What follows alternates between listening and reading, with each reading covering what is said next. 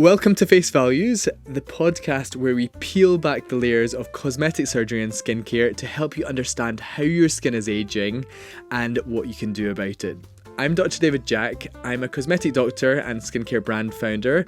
I'm based in London. I've got clinics in London and Edinburgh. I've got a real interest in just understanding more about how the skin ages. So I'm going to be joined by lots of guests who are real experts in the field. So I hope you enjoy and keep tuning in. So tonight, Salima and I are going to be chatting about retinoids, which is a massive topic in skincare. You've probably heard of retinol, you've maybe tried it, but there's a lot of myths and a lot of issues that come with using this ingredient. So yeah, I mean, I am terrified of retinoids. yeah. And it's an ingredient that I am really uncomfortable about because I've had some crazy experiences. Yeah. I went rogue, David. I'm embarrassed to tell you. I didn't come to you. Salima. Sorry.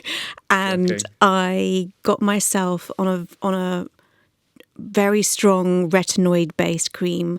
My skin went very red, lots of peeling, and I gave up. Really? Why on earth should I take any of those kind of things ever again?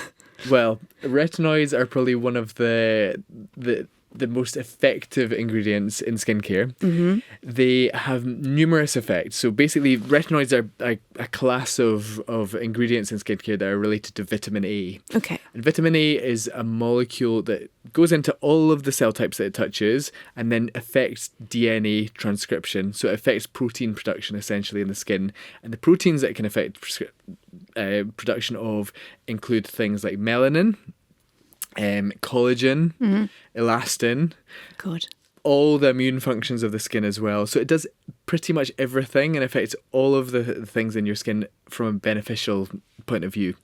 So it can reduce hyperpigmentation, it can stimulate collagen production and reduce fine lines and wrinkles. It can affect sebum production in the skin, so oil production in the skin, so it can help to regulate that. It does loads of great things basically, and as your skin ages, these things become a bit more sluggish or change, and retinol can just help to rebalance those things. So so I hear that it's a superpower. Yeah. What happened with me then? So there is this thing with retinoids, as you start to use them on your skin, particularly if you use a stronger retinoid, that your skin reacts to it because it is stimulating all of these processes. So one of the processes it stimulates is increased cell turnover. So it means that it causes cells to divide and repair as they divide, particularly on the upper levels of the skin and the epidermis, which is the renewing layer. And as it does this, what it does is it throws off lots of new cells, and then the cells then dry out as they move towards the surface of the skin and then flake off. So your skin becomes a bit more flaky. Also can reduce oil production, sebum production, which makes your skin feel a bit dry and inflamed and irritated. And there's also some other effects on other immune cells and things that can cause this just slight irritation while it's starting, particularly at higher strengths. There are ways around this, and this is an effect which is always temporary. It's called retinization. Oh gosh. And it will usually last for about 4 to 6 weeks. So that's why if you are noticing that sort of thing, if you persist with it, it will settle by itself generally. But a lot of people do freak out and they stop this before the retinization effect is stopped. And it puts a lot of people off, particularly if they've got underlying more sensitive skin. So, and I was breaking out loads as well, I found. Yeah. So is that a normal part of it at the beginning? Yeah, again, it can cause your skin to purge bacteria. It can cause sort of a decrease in certain bacteria on the skin surface as well, because it affects the skin microbiome transiently. But it's something that will settle, and it's obviously retinoids are used as a treatment for acne, so it can decrease the bad bacteria in the skin as well. But it's just this kind of getting used to retinoid phase which causes that sort of break. So it's a long-term approach. It's something that you shouldn't start taking just before a massive event. Definitely not. Just before holiday. 2 days before your wedding or something. Yeah, okay, so this is for long-term, prolonged skincare. Exactly. Okay. Exactly. So usually you'd be looking for sort of to see beneficial effects of a retinoid at least about a month to 2 months. And that is with persistent use. So in terms of collagen production and stuff, it will take that amount of time. So you're not going to see something overnight, but you are going to see overnight sometimes these retinization effects. Okay, so it's not like slapping it on like a brilliant face mask. No, not at all. Not at all. It's the kind of the marathon, not the sprint. And I do remember that I was told to kind of put a P, and I definitely didn't do a P. I probably did more like a apple. So because I'm dunk your face in the sink, the sink is filled. I'm from the more is more, and I know you always say that is not how you apply skincare, but in fact, please remind us of that. Why should we not dunk our heads? Yeah, I mean, firstly, it's going to be a very expensive skincare routine if you're dunking your head in it. But also, you don't need that much. So you need a very thin film, generally, of any active ingredient. The key is, I mean, there's so many different products and there's so many different forms of retinoid, and we can talk about that in a sec. But with a strong retinoid like the one that you were using, you just need a super thin film on your skin, on fresh, clean skin with nothing else on it, and then that will kind of optimize its penetration and things.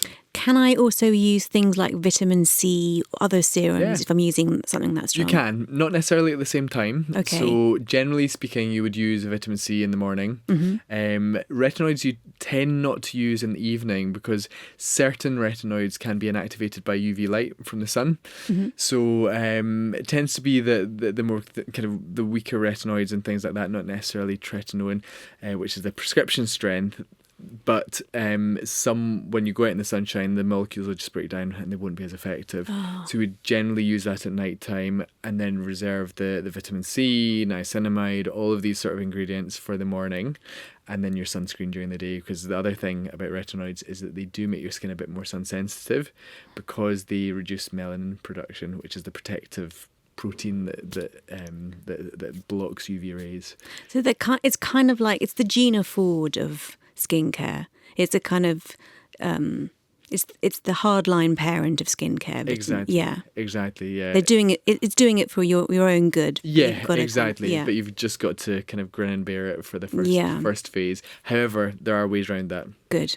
And there are different approaches, and there's different strengths of retinoids that you can use as well. So if you're really terrified, what you might want to do is start with a fairly weak retinoid, like a retinol ester. And the different types of retinoid depend on the number of times that the molecule has to be changed to the active ingredient, which is retinoic acid, which is only available on prescription. Over-the-counter things like retinol, that has 2 conversion steps. So you put it on your skin, it has to be broken down into one thing, to retinaldehyde, and then broken down into the retinoic acid. You can get retinaldehyde over the counter. My products have retinaldehyde in them, and that is one step to retinoic acid. So a bit stronger than retinol, but it's available in slightly lower concentrations. Then the retinol esters are the weakest things, and those have 3 conversion steps. So it takes a long time and quite a process to convert those. When you put them on your skin, it'll take ages for them to actually convert, and very little will convert to retinoic acid. So what you can do when you're starting is you can either start with a really weak thing like that if you've got super sensitive skin, you're not wanting to have any sort of downtime, or if you've got slightly less sensitive skin, you're kind of a bit more hardcore, you can maybe go straight in with a retinol, and you can start with a weak percentage. So these things come in various percentages. Retinol, maybe like 0.5% or something to start would be a good way to kind of introduce yourself. Maybe not every night, every second night, build that up, and then you can go up to 1% retinol, 2% retinol. Retinaldehyde, I'd start about a tenth of that, so around about 0.2%. And who's going to prescribe this to me? You don't need prescription for these ones. Right. But you do for retinoic acid, which is also known as tretinoin. Right. So that needs a doctor, dermatologist, nurse practitioner who's got a prescribing license to prescribe that for you, because that is an actual medication. Okay. It's the raw, hardcore form of retinoid. And with the prescription stuff, can I use it in designated areas? You can, yeah, absolutely. So you can, if you've got a particular area, say of hyperpigmentation, you can just put it on that, and that's absolutely fine. However, there is benefit of doing it over the whole face in terms of collagen production, evening out skin tone, reducing fine lines and wrinkles, blah blah blah. So you can use that. Can I use it around my eyes? You can. Yeah, for anti-aging. Yeah, you can, absolutely. Around the eyes, the skin is super sensitive though. So I would generally say starting with a slightly weaker retinoid for that area and then maybe building it up over time for that area is a way of kind of just controlling the sensitivity. Because what you don't want to do is have a bit of retinoid on, you get red, flaky, sore eyes, and it's I mean, that's, you don't want to create too much inflammation on the skin.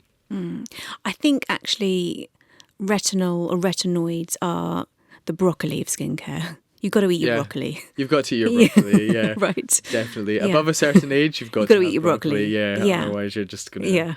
Yeah, exactly.